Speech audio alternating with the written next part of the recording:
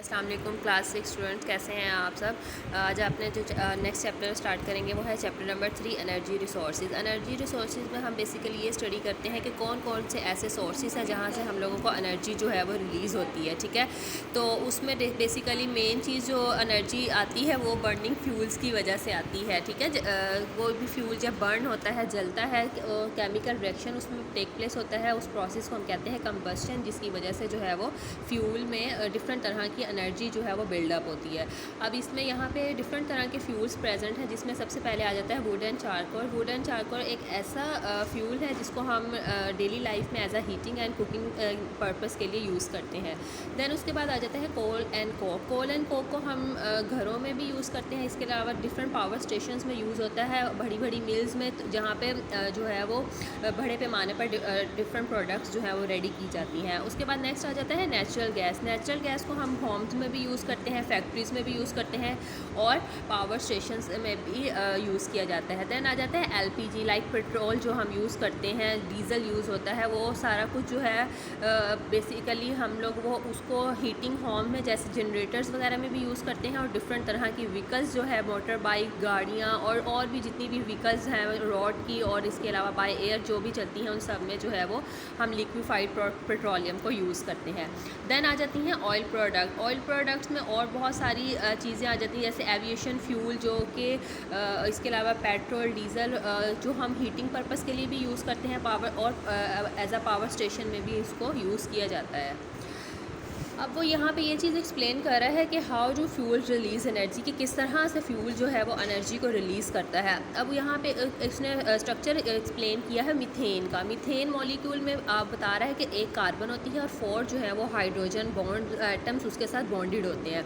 इसी तरह वो वाटर मॉलिक्यूल का स्ट्रक्चर पेश कर रहा है, जिसका फार्मूला होता है H2O, और यहाँ वो बता रहा है कि किस तरह से उन्होंने बॉन्डिंग आपस में की होती है। देन उसके बाद कार्बन डाइऑक्साइड। तो ये सारे जो है वो मीथेन को जब हम जलाते हैं, जब हम उसको बर्न करते हैं, तो वो एनर्जी जो होती है वो रिलीज़ होती है, जिसकी वजह से बॉन्ड्स जो हैं वो ब्रेक डाउन हो जाते हैं। बॉन्ड्स ब्रेक डाउन होने की वजह से जो उसमें कार्बन और हाइड्रोजन एटम्स प्रेजेंट होते हैं वो एक दूसरे से ब्रेक हो जाते हैं, टूट जाते हैं।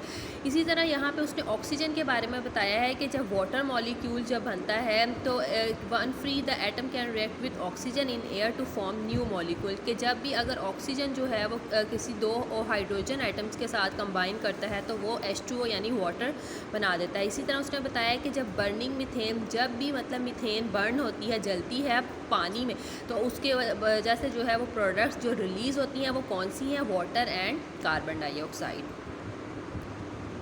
नाउ नेक्स्ट आ जाता है फॉसल्स फ्यूल्स। अब फॉसल्स फ्यूल्स क्या होते हैं? हमारे जितने भी आज से बहुत साल पुराने जितने भी प्लांट्स हैं, लिविंग थिंग्स, एनिमल्स हैं, और भी बहुत सारे डिफरेंट माइक्रो ऑर्गेनिज़म्स जो कि बहुत अरसा पहले वो ख़त्म हो चुके हैं, डिके हो चुके हैं, वो सारे जब किसी भी ऐसी जगह पर बर्न हो जाते हैं, वो दफन कर दिए जाते हैं उनको, और उसके बाद अगर हम उनको जब as a coal, as a natural gas या डिफरेंट तरह हम यूज़ करते हैं, तो हम उन फ्यूल्स को जो है वो हम कहते हैं फॉसल्स फ्यूल्स, क्योंकि उनके फॉसल्स जो होते हैं जो इतने अरसे के बाद वो ज़मीन के नीचे ऐसी तरह इस तरह की डिफरेंट तरह के फ्यूल्स बना देते हैं जो हमारे लिए बहुत ज़्यादा जो है वो फ़ायदेमंद होते हैं। जैसे आप यहाँ पिक्चर में देख रहे हैं कि एक ट्री था, वो आहिस्ता आहिस्ता डिस्ट्रॉय होना शुरू हो गया, उसकी डिस्ट्रक्शन होगी, डिकेड हो गया, वो एक जो है वो अर्थ की लेयर में आहिस्ता आहिस्ता नीचे बेनीथ जाता रहा, जिसकी वजह से क्या हुआ कि वो एक प्रॉपर तरह से नीचे जाके वो फ्यूल फॉर्म में कन्वर्ट हो गया, जिसमें फ्यूल कोई भी हो सकता है, कोल, ऑयल, नेचुरल गैस, वो फिर उसको डिस्टिलेशन करके जो है वो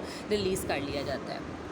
अब यहाँ वो बता रहा है कि किस तरह से हम ऑयल एंड नेचुरल गैस जो है वो फॉसल फ्यूल से हासिल करते हैं। अब होता क्या है कि जब बहुत थाउजेंड्स ऑफ ईयर्स जो है वो लेयर ऑफ सेडिमेंट्स जो है वो ज़मीन के नीचे जाना शुरू हो जाती हैं, तो वो एक थिक लेयर बन जाती है। अब वो थिक लेयर क्या करते हैं कि जो नीचे डिफरेंट माइक्रो ऑर्गेनिजम्स हैं, लाइक बैक्टीरिया, फंजाई, वो क्या करते हैं, उन चीज़ को कम्प्लीटली डिस्ट्रॉय कर देते हैं और एक like a black thick liquid बनाना स्टार्ट कर देते हैं, जिसको हम कहते हैं क्रूड ऑयल।